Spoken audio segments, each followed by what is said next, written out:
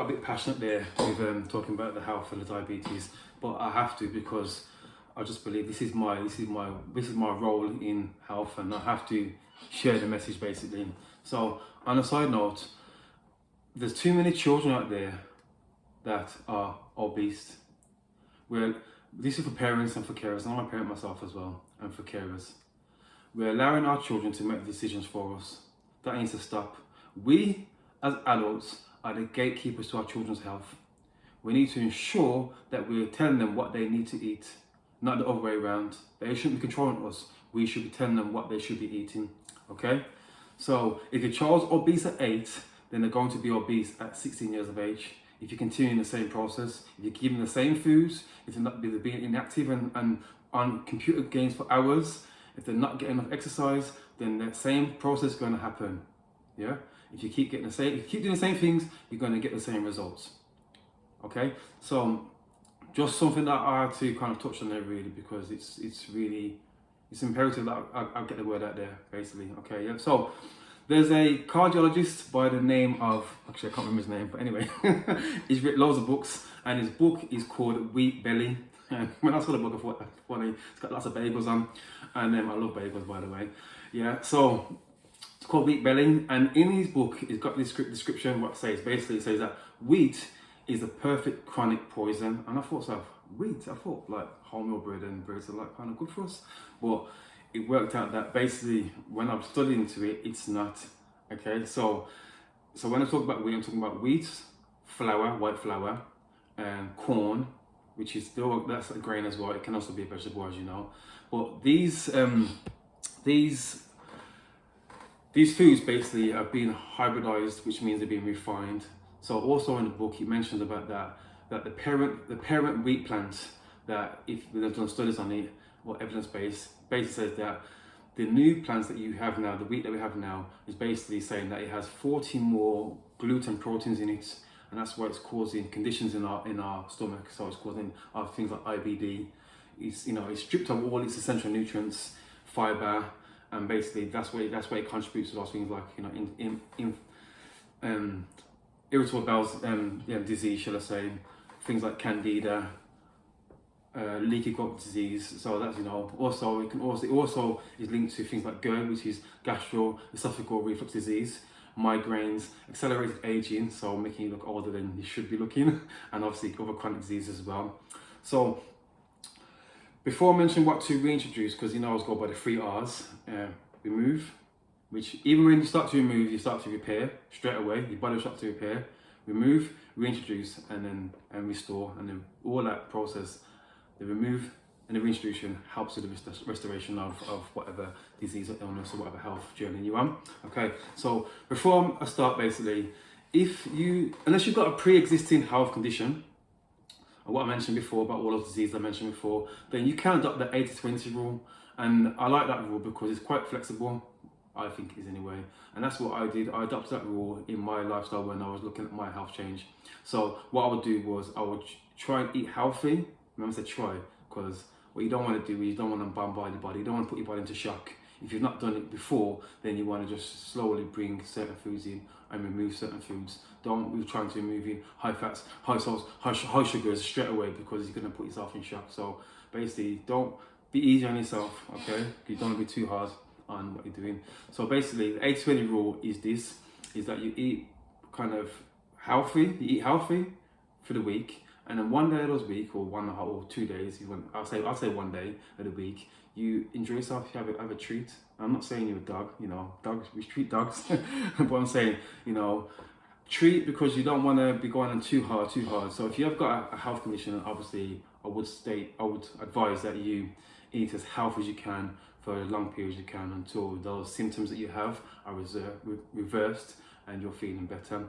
So if you're like me and you've got a sweet tooth, because I love biscuits and I love crisps. So I've tried to learn on my way, because even as a Hebrew herbalist, I'm aware that certain things I struggle with as well, and it's going to be like for a long time. So I continue to try. So what I do is instead of buying those things, I add in a whole range of fruits, nuts and seeds. You can add in obviously dried fruit as well, but just be careful because it has something in there sometimes called sulfur dioxide, which isn't too good. So if you're going to have them, just limit those basically. But fruits, nuts and seeds, then you know it's not a problem. Okay, so those three things I mentioned are beneficial for brain health and also glucose production. Okay, yeah. So when I mentioned glucose at the beginning, that's poor, not natural glucose. That's glucose that's come from sugar basically, but natural glucose is what are for brain health and promoting brain health. It's really good for our bodies. That's what we need. Okay, so for instance, if you're like you've had some bad news, you're feeling down, you're at work and your boss is getting on your nerves, children are driving you crazy, do you know what I'm saying? Or you've had a big meal at lunchtime and you've gone for that slump. What happens then is that we sometimes feel like, oh, you know what, you tend to have a sugar craving and you think, oh, let me go for some biscuits or things like that. But what your brain's telling you is that you need to have some more glucose, so your body starves of glucose. So you should be getting those things from the things I mentioned, obviously fruits, nuts, seeds, smoothies, whatever, all those kind of foods basically. So these are my Hebrew Herbalist top tips, okay? Always opt for natural glucose when you're craving. You know, that's the first thing you should do. Try to resist the foods you got in your house that you've got, and try to opt for those fruits, as many fruits you can eat. There's things like blueberries, grapes, dates, melons, pineapples, citruses, oranges, grapefruit, as you know. Dark chocolate, make sure it's 80% plus, because the lower you go with the percentage with dark chocolate, it then becomes more sugar. And obviously wild honey and date honey, molasses, smoothies with coconut water, because that gives you, when you have coconut water, it replenishes you, it gives you electrolytes as well. And basically just to eat the rainbow, just as Yah has intended. Yahweh has intended us to eat natural foods. He's designed our bodies to heal automatically and to put the right things in so we don't have diseases. And also because we've come away from His word, that's why we're becoming depressed and having these illnesses on us as well as the food that's contributing to that. Okay, yeah, so some other tips I've got is basically, if you go to the shops, write yourself a list. Because if you don't, I've done it many times, and probably you yourself have done it. You go to the shop, you say, I'm going to go for these few things, and you come up with a big bag load or 2 bags load, and you think, I didn't come for all these things. So if you're on a budget as well, it won't help. So write yourself a list and just be disciplined and only buy what's on your list. If you want to buy 1 treat or 2 treats, buy that, but don't go and start buying this and that, because you know that's so it's a tip basically. And another tip that I was always adopted as well, which I adopted, is that I do not go down those aisles. You know what aisles I'm talking about. I don't go near those aisles. Those aisles that got the crisps, the sweets, the pastries, the cereals, you know, those nice things that you eat them and you enjoy them, you taste them and you think like, I love this. But that's why they're not good for you, because they produce a hormone called ghrelin when you eat them, and it kind of fools your body to think that you're not eating and you're still hungry. So if I was to say to you, for instance, eat 5 potatoes, big potatoes, you wouldn't be able to. But if I gave you a big 100-gram packet crisps, you think, oh, I'm gonna have a few of them, but you start eating. That's why I love that ghrelin hormone. It sounds like gremlin. Okay, so another thing as well, so that's kind of my top tips really of how to avoid. And another thing that I've done that helped me discipline is I've fasted. So I've been fasting for many years, and that's helped me to kind of be disciplined. So I know that I'm not going to eat those foods, and also learn about health as well. Because when I do my studies, when I read books, when I do my studies around health and what I mentioned last time at Ayurveda course, it makes me realise that the foods that I'm eating, the bad foods, are causing harm to my body, and I don't want to do that. Not just harm to my body, it's making me feel slumped, it's making me feel depressed, making me feel down. In this hormonal hostage. I know this video is long and I'm going on. I need to kind of bring it to a close now. So another thing, this is the kind of last point I'm going to mention, is there's a concept or misconception of myths and fruit fears, and many people don't want to eat fruits because they're diabetic, or they think that fruit's going to make them put on weight. It's a myth. Natural fructose that's in fruits cannot make you put on weight. It's impossible. There's no way. It's a misconception. It causes tooth decay. It does the same thing. It does the same as table sugar and high fructose corn syrup. You can't do that. I'm here to say that's a lie from the pit of hell. You can't do that, okay? Fruit protects your health. It's full of antioxidants.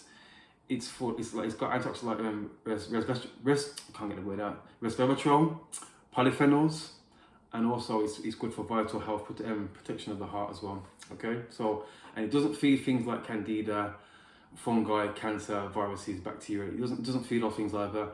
What it does, it actually all those antioxidants that I mentioned and the polyphenols and the nature's antibiotics, all those things help heal, help to fight those diseases that we have.